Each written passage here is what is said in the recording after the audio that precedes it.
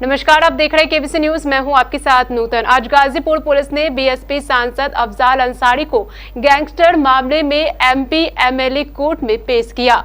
Court ने gangster मामले में अफजाल अंसारी पर चार्ज फ्रेम किया। आपको बता दें कि वर्ष 2007 में मोहम्मदाबाद पुलिस ने भांवड़कोल थाना में स्वर्गीय विधायक कृष्णनंद राय हत्याकांड और वाराणसी मामले में अफजाल अंसारी पर गैंगस्टर एक्ट के तहत केस दर्ज किया था। पिछले कई दिनों से गाजीपुर पुलिस लगातार अफजाल अंसारी के संपर्क में रहने वाले सभी लोगों की अवैध संपत्ति को सीज करते आ रही थी। साथ ही पुलिस ने अफजाल अंसारी की कई करोड़ों की अवैध संपत्ति को भी सीज किया है। 6 सितंबर को न्यायालय में अफजाल अंसारी के द्वारा दिए गए प्रार्थना पत्र को खारिज करते हुए अगली सुनवाई 3 अक्टूबर को निर्धारित की गई है। फिलहाल अफजाल अंसारी पुलिस की गिरफ्त में है। 2007 में गैंगस्टर का एक मुकदमा मेरे विरुद्ध मोहम्मदाबाद थाने से पंजीकृत हुआ था। 2010 में उसकी चार्जशीट कोर्ट में आ गई थी। लेकिन ये जो गैंगस्टर का मुकदमा है, ये 2005 में जो कृष्णानंद राय जी की हत्या का मामला था, उस मामले में मेरे विरुद्ध 120 के आरोप में जो केस फाइल हुआ था, उसको आधार बना करके किया गया। बाद में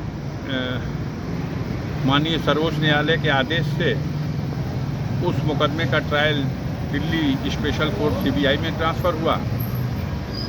वहाँ से इस कोर्ट का ट्रायल संपन्न हो गया। 2013 में फाइल वहाँ गई, 2019 में डिसाइड हो गया, दोष मुक्त कर दिए गए।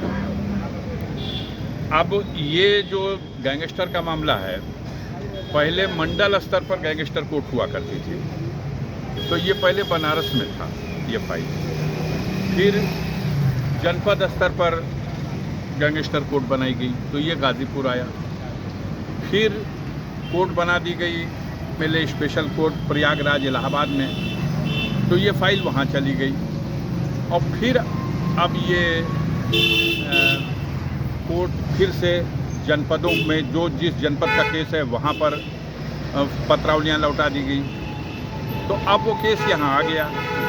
2013 का ही डिस्चार्ज सर्टिफिकेट, डिस्चार्ज प्रार्थना पत्र पेंडिंग था पत्रावली में, क्योंकि 2013 में ही माननीय सर्वोच्च न्यायालय के आदेश से मूल पत्रावली दिल्ली ट्रांसफ़र हो गई थी और वहाँ वो उसका परीक्षण हुआ। ये यहाँ पेंडिंग रह गई, इस पर चार्ज नहीं बन सका था। तो मेरे डिस्चार्ज एप्लीकेशन को पिछली तारीखों में यहाँ अस्वीकार किया गया। उस आदेश के विरुद्ध हमने हाई कोर्ट माननीय उच्च न्यायालय इलाहाबाद में रिवीजन फाइल किया। उसमें 14